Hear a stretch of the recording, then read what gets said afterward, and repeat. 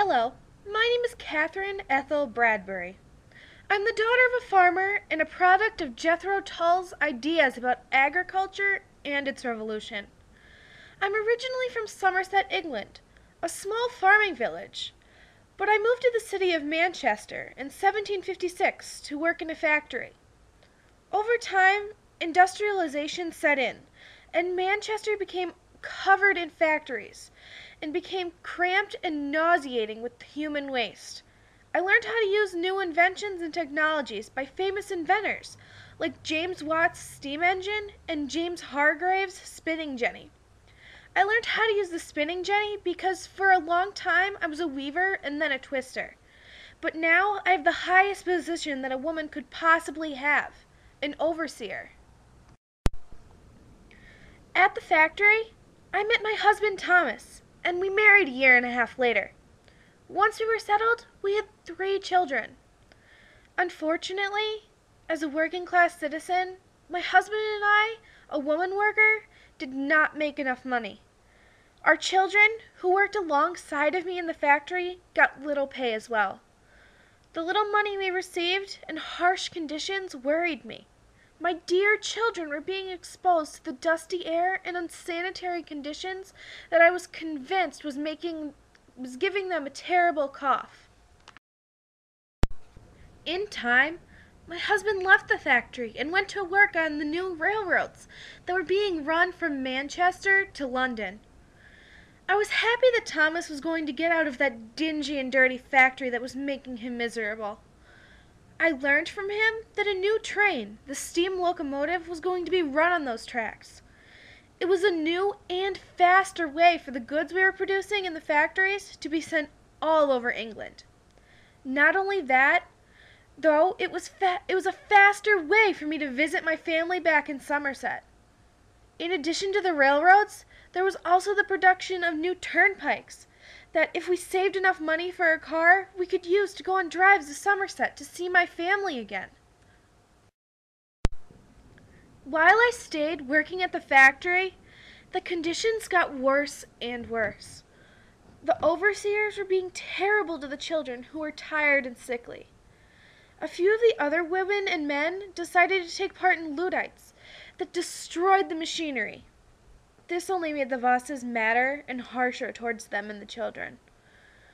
My days at the factory only seemed to be getting longer and longer. People kept getting hurt at the factory, and it was painful for me to watch. All I could hope for were laws to cut hours, raise awareness of the danger of the machinery, and raise my pay. But that all seemed just like a dream. At home, the conditions were getting worse, just like at the factory. The streets were polluted with human waste. The smell in the air from the factories was becoming horrendous. People were becoming sick from this. I always thought it was the combination of the long, strenuous hours at the factory and the disgusting conditions we were forced to live in. Even going outside wasn't a break from the disgust. The rivers were becoming blackened and grimy with wastes from the factories and garbage people were throwing into them. It all made me wonder whether it was worth working in the factories and staying in Manchester, or if I should just return home, where I felt safe and where it was better for not only my health, but also my family's health. Next thing I knew, other people were fed up with the same things I was. I heard them talking about the owners of textile mills, like Richard Arkwright, allowing them to work less hours. This seemed like a dream come true. Unfortunately, my wish for laws hadn't come true yet. All I could do was yearn for the day that I knew I wouldn't be fighting for my next meal, and know that my children would be safe from the machinery, disease, and the overseer's punishments for small little mistakes.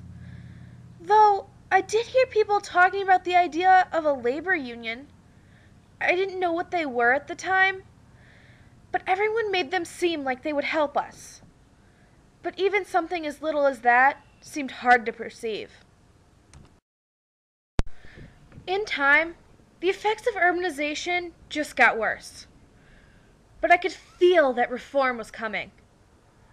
I retired from the mill, but my children would come home to say that there was rumor of new laws. It was a dream come true. However, I wish I could be there to see it. As old age set in, I noticed the effects of industry more and more. I missed the once pristine waters of the river and clear starry skies. In my mind, it was terrible to see that nature was being destroyed right in front of our eyes. But I knew that change was on the forefront, and the negative impact that this revolution had on England would soon be changed and transformed.